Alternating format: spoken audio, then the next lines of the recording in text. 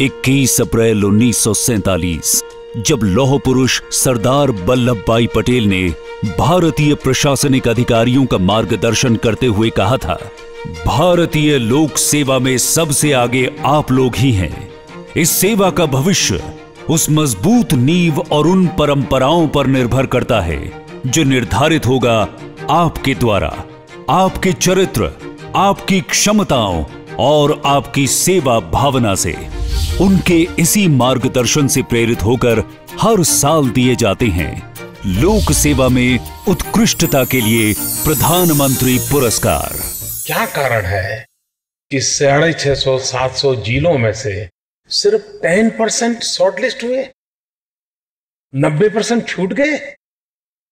क्या ये 90% लोगों के लिए चुनौती बन सकती है, उस डिस्ट्रिक्ट के लिए चुनौती बन सकती है कि भले हम सफलता पाए या ना पाए, लेकिन शॉर्ट लिस्ट तक तो हम अपने जिलों को ला करके रहेंगे, अपनी पसंद की एक योजना पकड़ेंगे, इसी वर्ष से पकड़ लेंगे और उस स्टूडेंट की तरह नहीं करेंगे। आज इसी सिविल सर्विस डे को ही तय करूंगे कि हम अगली बार इस जगह पे मंच पर होंगे और हम अवार्ड लेकर के जाएंगे। ये हिंदुस्तान के सभी 650 से भी ज्यादा डिस्ट्रिक्ट के दिमाग में ये विश्वास पैदा होना चाहिए, नहीं होना चाहिए। माननीय प्रधानमंत्री के प्रेरणादायक आह्वान के बाद पुरस्कार प्रक्रिया की शुरुआत हुई पिछले साल अगस्त महीने में। लक्ष्य था हर एक जिले का ज्यादा से ज्यादा योगदान और ज्यादा से ज्यादा सबकी भागीदारी। पुरस्कार से संबंधित हर जानकारी से अवगत कराने के साथ साथ सभी जिलाधिकारियों को भारत सरकार की योजनाओं के क्षेत्र में प्रशंसनीय कार्य करने के लिए प्रेरित भी किया गया। हर स्टेज से पहले एक वीडियो कॉन्फ्रेंसिंग करके ब्रीफिंग हुई है। इसका फ़ायदा ये होता है कि कोई नया ब्यूरोक्रेट अगर अप्लाई किया है उसको भी पता चलता है कि किस चीज़ को मुझे प्रेजेंट करना है, किस पॉइंट को रखना है। So thanks to DRPG's way of motivating frequent video conferences, asking all the district first to participate, and after participation also bringing about a healthy competition not only within the state. This is the first time we are competing with all districts in the country. 1 अप्रैल 2015 से 31 दिसंबर 2016 तक के बीच किए गए प्रयासों को ही पुरस्कार के लिए मान्यता दी गई। इस साल जनवरी में 2 अलग अलग श्रेणियों में आवेदन आमंत्रित किए गए। पहली श्रेणी में शामिल है भारत सरकार के 5 उच्च प्राथमिकता वाले कार्यक्रम, प्रधानमंत्री कृषि सिंचाई योजना, दीनदयाल उपाध्याय ग्राम ज्योति योजना, राष्ट्रीय कृषि बाजार यानी ई-नाम, प्रधानमंत्री फसल बीमा योजना और स्टैंड अप इंडिया और स्टार्टअप इंडिया। दूसरी श्रेणी है नवाचार की, जो पर्यावरण संरक्षण, आपदा प्रबंधन, जल संरक्षण, ऊर्जा, शिक्षा और स्वास्थ्य एवं महिला और बाल कल्याण के क्षेत्र में किए गए नए प्रयासों को प्रोत्साहित करती है। भारत एक विविधताओं से भरा राष्ट्र है, इसीलिए हमने 3 ग्रुप बनाए ताकि सबको भागीदारी का समान अवसर मिले। पहले ग्रुप में 8 पूर्वोत्तर राज्यों के साथ 3 पर्वतीय राज्य उत्तराखंड, हिमाचल प्रदेश तथा जम्मू और कश्मीर शामिल हैं। अन्य 18 राज्य दूसरे ग्रुप में आते हैं। तीसरे ग्रुप में 7 केंद्र शासित क्षेत्र हैं। चुनौती थी अच्छों में से सबसे अच्छे को चुनना, इसीलिए DARPG पोर्टल पर ही एक विशेष साइट तैयार की गई। आवेदन से लेकर अवार्ड्स तक हर स्तर पर नई ताजा जानकारी साझा करने के लिए ईमेल्स भेजे गए, वेबसाइट पे अपडेट्स जारी किए गए, टेलीफोन कॉल्स के द्वारा फॉलो अप किए गए, देश के सभी जिलाधिकारियों के साथ वीडियो कॉन्फ्रेंसिंग की गई, व्हाट्सएप ग्रुप में मैसेजेस भेजे गए, ट्विटर पर ट्वीट्स किए गए और फेसबुक पेज पर पोस्ट्स शेयर किए गए।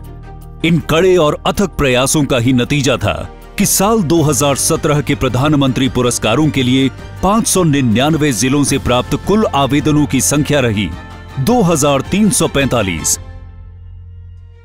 प्रक्रिया के प्रथम चरण में विशेष रूप से गठित अपर सचिव स्तर के अधिकारी की अध्यक्षता वाली स्क्रीनिंग कमेटी ने प्रतिभागियों के प्रयासों, प्रयोगों और नई नई कोशिशों की पूरी जांच की। इस अवार्ड से लोग मोटिवेट होते हैं, ऑफिसर्स मोटिवेट होते हैं, ब्यूरोक्रेसी मोटिवेट होती है, एग्जीक्यूटिव मोटिवेट होती है। हर स्टेट जब यहाँ आके प्रेजेंट करती है, एक तो नॉलेज शेयरिंग होता है। दूसरे चरण में कॉल सेंटर की मदद से चुने गए जिलों और संस्थानों में मौजूद उच्च प्राथमिकता वाले कार्यक्रमों के लाभार्थियों से उनके अनुभवों के बारे में पूरी प्रतिक्रिया प्राप्त की।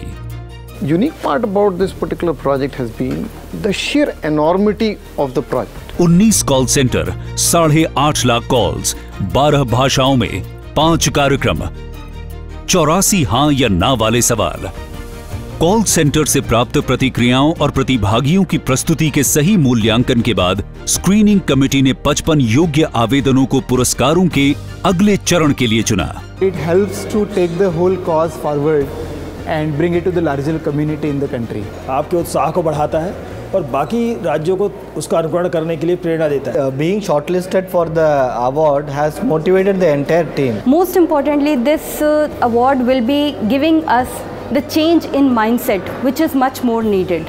I hope we go past the screening stage and actually go to the site visit stage, wherein actually the true work that has happened on the ground gets reflected. प्रक्रिया के तीसरे चरण में केंद्र सरकार के 110 अधिकारियों का चयन किया गया और उन्हें स्पॉट स्टडी की पद्धतियों से अवगत कराया गया। स्पॉट स्टडी में शामिल अधिकारियों की 2 सदस्यीय टीम ने चुने गए 55 प्रतिभागियों के क्षेत्र में स्वयं जाकर उनके सभी प्रयासों का निरीक्षण किया। 55 साल के बाद इन्होंने देखा और पूरी जांच पड़ताल के साथ एक्सपर्ट कमेटी को अपनी रिपोर्ट पेश की।